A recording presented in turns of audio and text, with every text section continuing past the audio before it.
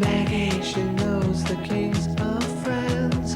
Maggie declines to dance. She won't work in a factory, though parents think she should. She's inclined academically, and so forbid. So Maggie won't be a teenage bride.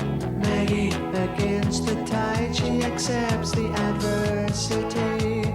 She always knew she could to attend university, and so forbid. So Maggie, so far, so good.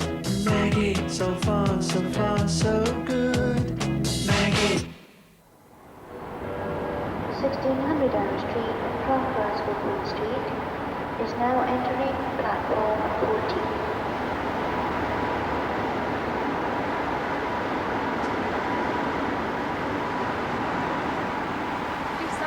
Maggie? No, I'm probably going to Edinburgh for the weekend. Edinburgh? First I heard it. There's someone else, isn't there? That guy from Edinburgh. James? It's got nothing to do with him. You like him, though, don't you? Aye, a lot. We've a good time together. We've a lot to talk about.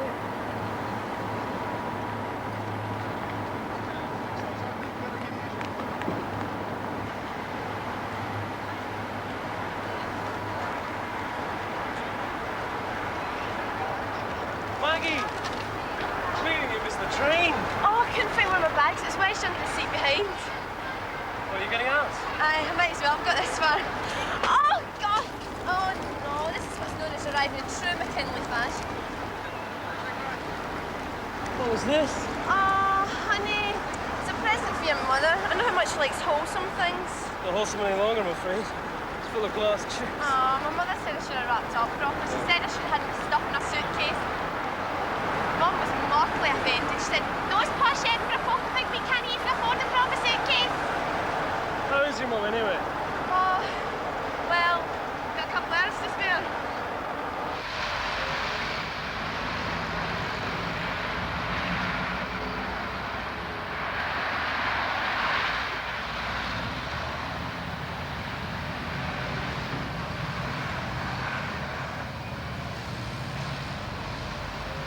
This is it? Harriet Road. My mum was here. She said it looks awfully posh. Probably Louis Stevenson lived here when he was a boy. Right here. Oh, I should have listened to my mother. It saved us all a lot of trouble.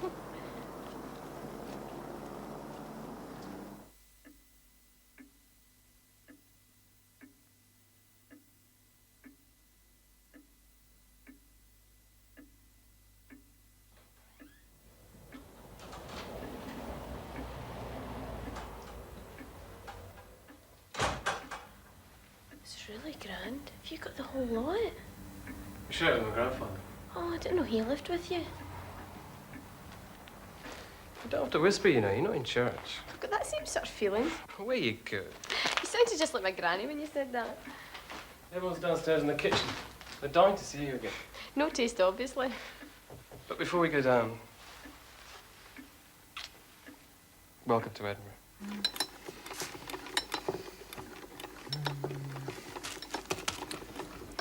Where did you put it, Peter? Well, if I knew where to put it, I wouldn't be looking for it, would I? You had it in your hand a minute ago. Yes, I know. It's under the pie dish. Well. James, is Maggie with you? In the flesh at last. Maggie. Lovely to see you, dear. We thought you were never going to come. I know, I kept meaning to, but... Hello, Mr. Fraser. Hello, Maggie. How are the great works going? I never seem to be able to find the right bit in the wall. I know how you feel. Must be possible, Peter. Listen, while you're at it, could you put this hook up for me? Make yourself at home, Maggie. It's that jelly can I How are you, Maggie? Oh, fine. Listen, we'll have a good long talk later. You're sleeping in my room. So be prepared to hear the old chorus. Make some tea, Katrina. I'm sure Maggie must be dying. You'd like it where? But here? A little to the left. Yes, that seems fine. Don't ask. Clear a space at the table then, James. Don't stand there idly. Where am I supposed to start? What's this all for? It's a project I'm doing on pond life with my infants. At least she's finished collecting the insides of toilet rolls. We made some wonderful things with those. Here, you can take that. Oh, thanks a lot. Is there anything I can do? Oh, you could butter these scones if you like, Maggie. Oh, damn it. Where did I put that stupid screwdriver this time? This is the dining room.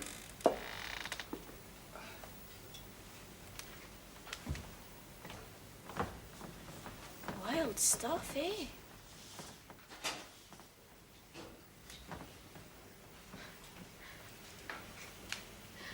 But the first time I'll have eaten with lion's paws underneath me. Grandfather refuses to have dinner in the kitchen. He says he'll put up with it for breakfast, but he refuses to have his main meal with the smell of rotting seaweed in his nostrils. Does he like things all nice and proper then? In a way. I don't think he's an old stuffed shirt. He's not. Not when you get to know him. I don't know if I like the sound of that.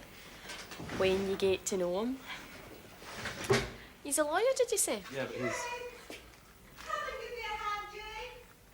I'd light the candle. Typical. Can I help? You can light the candles. There you go.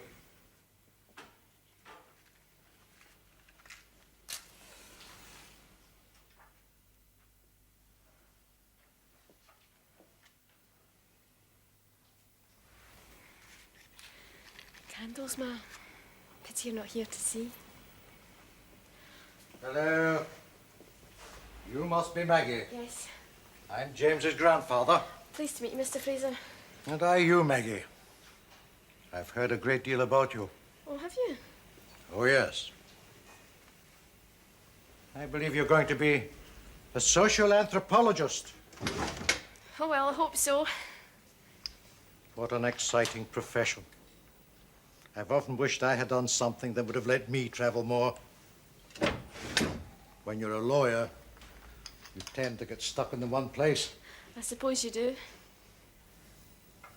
And do you know, when I was a young man, I was dying to go off up the Amazon in search of Colonel Fawcett. Were you really? Oh, yes. And if my father had encouraged me, I'd have been off like a shot. Now, why don't you sit here by me?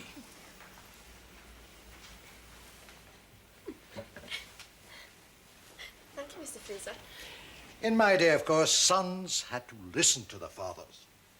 But when it came to Peter, James's father, well, he decided to go his own way. Didn't you want him to be a teacher? Certainly not. I wanted him to follow in my footsteps.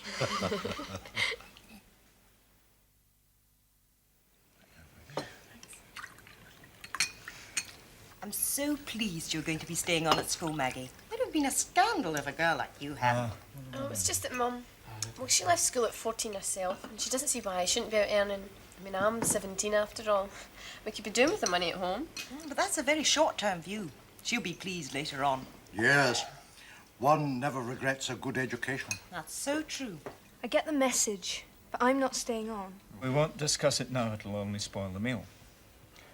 And very lovely it was too, Elizabeth. Oh, it was, Mrs. Fraser. Absolutely delicious. Thanks very much. The one thing about Maggie is she's very fond of her food, aren't you? I should hope so. But, Katrina, a year passes so quickly. Mother. It's you I'm thinking of. In 5 years' time, you'd regret it.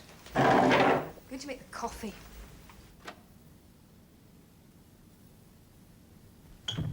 She wants to be a hairdresser, Maggie. A hairdresser? I knew you'd be surprised. Oh, it's just I seem to be surrounded by hairdressers at present. My best friend Isabel's training to be one. You know, you should really leave Katrina alone, Elizabeth. You just make her dig her heels in further. Sounds like your family has a few problems too, Maggie. I've been keeping them posted. We'll need to do something soon. My mum will have a nervous breakdown. Your father must be worried. I don't know if he realises it or not. He won't admit it. Typical male. Thank you, Elizabeth. Well, it's true, isn't it? Well, if you say so, dear.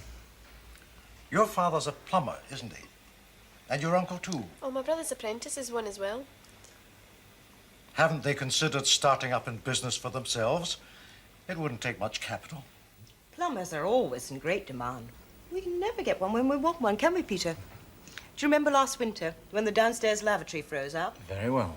I don't see how they could fail. Oh, anyone can fail in business, Elizabeth. And I can't see my father as a businessman.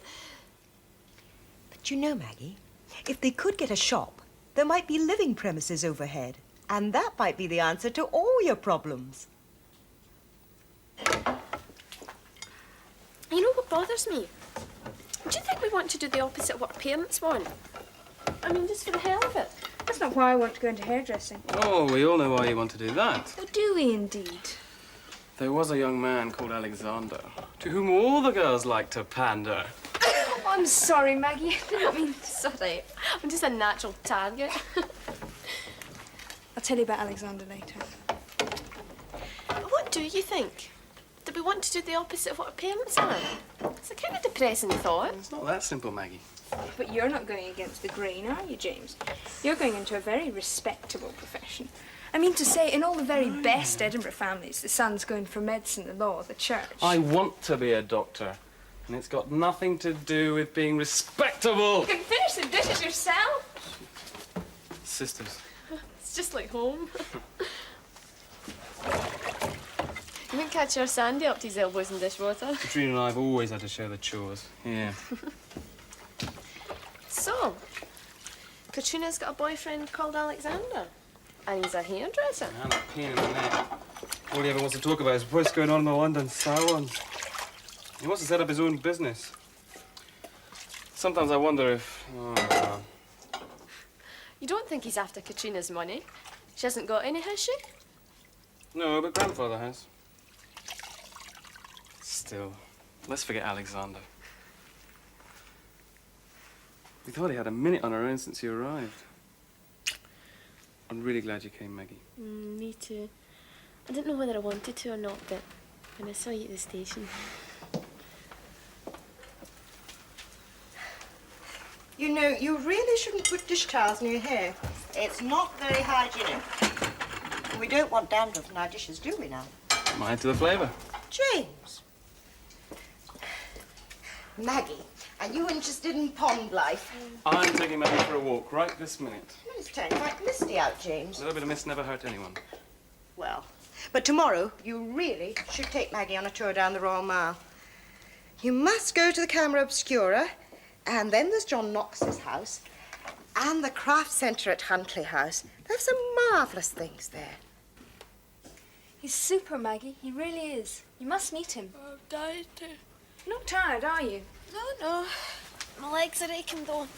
That brother of yours dragged me all over the place. Edinburgh's nothing but hills. He's a fantastic hairdresser. He could be a top stylist in London if he wanted to. Why doesn't he, then? He wants to stay here, set up on his own. I'd go in with him, that's the idea.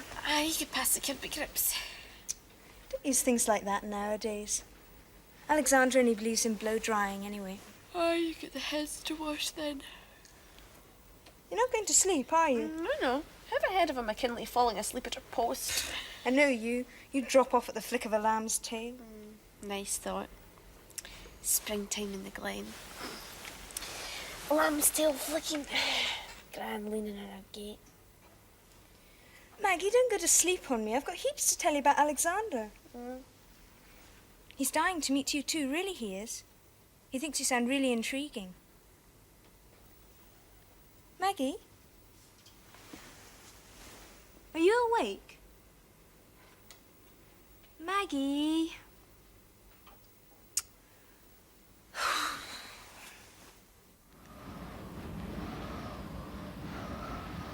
It is beautiful here.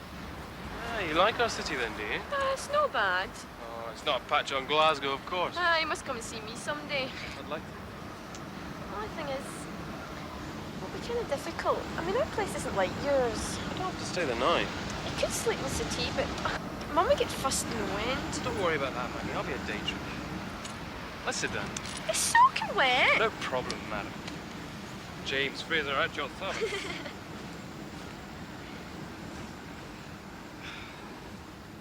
So you really are enjoying it? Very much. I wanted to go on and on. Maybe I want this summer to go on in the Glen. Will you go to the Glen this year? Hope so. But part of it anyway. I'll need to earn some money though. We're going for the whole summer. Yeah, lucky you. I feel kind of lucky. We'll need to go. And we've got that date with Katrina and Alexander. Alexander? You could do quite a lot with your hair, you know, Maggie. It just needs thin and shaped. Alexander could do marvellous with it. I'll go for the natural look, the way it grows in my head. But it would improve the shape of your head. You should let him have a go, Maggie. What about our place tomorrow afternoon? Okay. Mum and Dad are going to this talk, penal reform in the 80s. And they promised to look in on Aunt Effie afterwards. Thanks all the same, but I don't think I'll risk chicken. You're dead right. None's so chicken-hearted as McKinley when it comes to radical changes. Like your father from the sound of it. On the other hand, I have been known to leap in where angels fear to tread. Just a massive contradiction. Whereas you, James Fraser, you're straight down the line. All on the level. You know where you're going and you'll stick to it. You make me sound really exciting. I find you exciting. Do you? Why don't you try a different colour, Maggie? You could dye it red. It's a gorgeous new shade just now. How would you like me to go red, James? I like you just the way you are. Don't go changing. To try to please. Could you two stop gawping at each other for 2 seconds? Doubt it. Honestly. Well, you can go for Alexander. Can't you, Alexander? We were wondering if you'd like to come to a disco with us tonight. You know I don't like disco. But Maggie might. You can't expect her to spend the whole weekend listening to Mother give lectures on the life of the sea slug. I've got other plans for her. That involves climbing hills, no doubt. He's merciless. I thought we might go up to Carlton Hill. Carlton Hill. There's a super new disco. Oh, super. How about another cup of coffee? Okay. What were you, Maggie? No thanks. James? I don't think so. Sure you don't want another jam donut, Meg? No thanks, I already had 3. I know. You could at least pay a bit more attention to Alexander. It's you that's crazy about him, and crazy's the word for it if you ask me. James Fraser, how dare you? Not in a public place, please. You make me sick. What you see in him, Maggie, I don't know. What do you see? Anything? You're not bad looking. Kind of like the way you smile.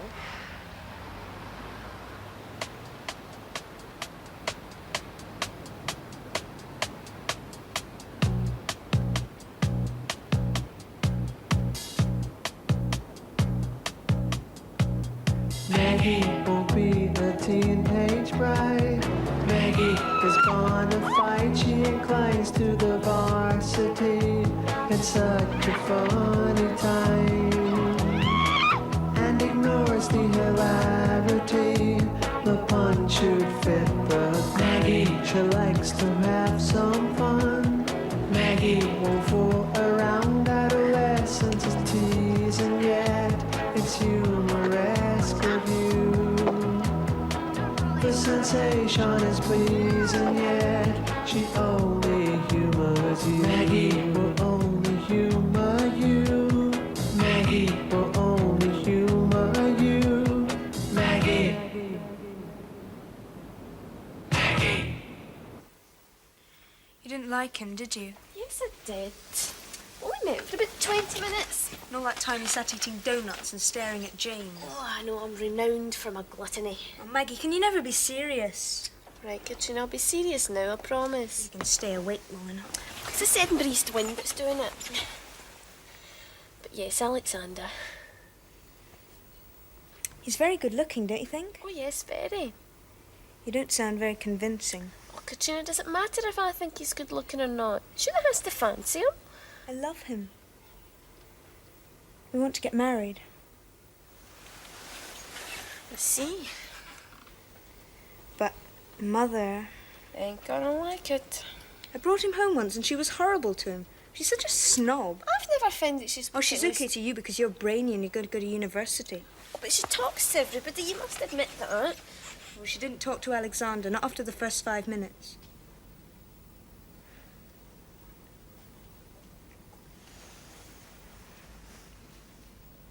I may just have to leave home. Maggie. Maggie, you're not going to go to sleep again, are you? Honestly. Have to be off soon. The weekend just seems to have flown. There'll be others. Weekends always do, unfortunately. I know. I never get half the things done I meant to. You do pretty well now, Mother. You forgot to fix the upstairs loo, Peter. Conveniently. Don't mumble, Katrina. It's a pity your father isn't here, Maggie. You will speak to your father, Maggie, about setting up in business. Much better than working for someone else. I agree. Far more incentive. The main thing is the matter of finding premises. But how much would that cost? No, not too much. All you'd need is a place to use as an address and keep supplies, eh? Precisely. There must be plenty of empty shops in Glasgow. Every time I go there, I think how run down the place looks. I don't know about It doesn't that. have to be Sauchiehall Street or Buchanan Street, obviously. The only two streets she knows in Glasgow. Now, that's not true, Peter. I used to have a cousin who lived just off the Great Western Road. Well, anyway, Maggie, you have a talk with your father and your uncle. And it goes without saying, if they need any advice, I'll be only too happy. That's very kind of you, Mr. Fraser. Why don't you put an ad in the evening paper, Maggie? Are you not eating, Katrina? No waste of good food. I usually find I get what I want by a well-worded ad, Maggie. Yes, but you're usually looking for second-hand sleeping bags. Makes no difference. Why don't we help Maggie write out the ad now? Get a piece of paper, James. Yes, ma'am. Nothing ventured, nothing gained. That's what I always say. Maggie, more carrots. Oh, no thanks. I've done very well. Father, they're from the allotment. Free range. Oh, they were lovely. Shall I be scribe? Right. Now then, let's think. Shop wanted, any condition. They might be offered a slum. Doesn't matter. Better to have a wide range to choose from. It's easy to say no. Your mother's probably right. She's always right. What did you say, Katrina? Nothing. I'm famous for saying nothing. I can come through to Glasgow and help you sift through all the offers, Maggie. Don't forget, you're supposed to be working for your A-levels. I'm going through to Glasgow next Saturday. Oh, you are you? You better hurry up and finish the ad, Elizabeth. Maggie will have to catch a train soon. Anything else then, Mother? Moderate rent. Any area considered.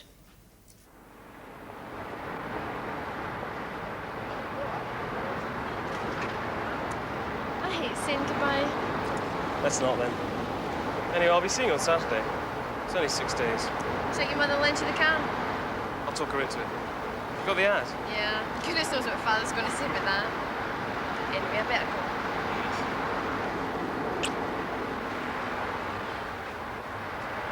I'm going home in more style than I came. Hope you didn't mind, Mother. No, it's all right. I realised my bags were just a bit too much for her. Till Saturday then, Maggie. It's been great, James. Really great.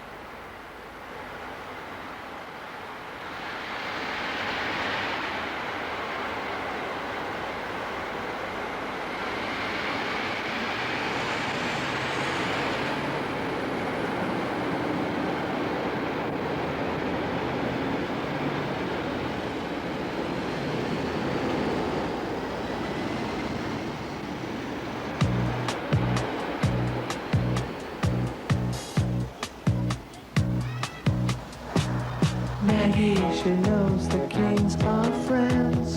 Maggie declines to dance, she won't work in a factory.